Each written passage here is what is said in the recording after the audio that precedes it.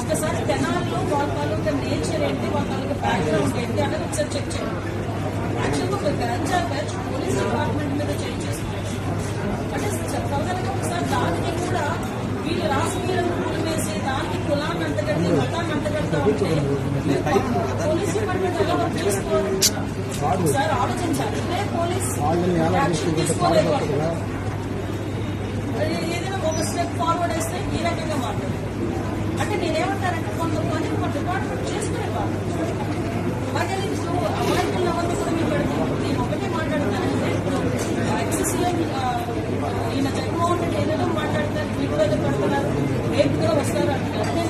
నేను direct question అండి, doctor Sudhakar అనే వ్యక్తి మాస్క్ అడిగిన పాపానికి నడి రోడ్డు మీద రెక్కల నుంచి చుక్క ఇంటి కొట్టిన సందర్భం మర్చిపోయారు.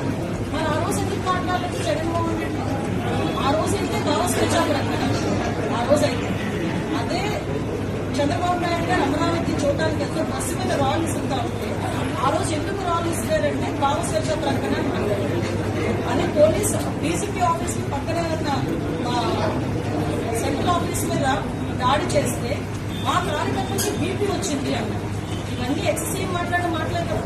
ఈరోజు అదే వరప్రసాద్ అని మన రాజమండ్రిలో వరప్రసాద్ అని ఇసుక మాఫియా గురించి మాట్లాడితే పోలీస్ స్టేషన్ లో కూర్చొని శిరోమండనం చేస్తే మరి ఆ రోజు ఎందుకు మాట్లాడలేదు? దళిత నాయకులు ఆ రోజు దళితులు ఎందుకు శిరోమండనం చేశారు అని చెప్పి ఆ రోజు ఎందుకు మాట్లాడలేదు?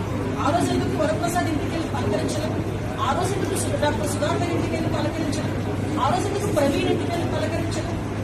అంటే పులివెంద రాజంగారి అమ్మాయిని చాలా టోటల్గా హత్య చేస్తే మేము వెళ్తే మా మీద ఎట్లా కేసులు పెట్టారు. మరి పులివెంద నియోజకవర్గంలో నాలుగు ఇంటికి ఎందుకు ఆ రోజు జగన్మోహన్ రెడ్డి?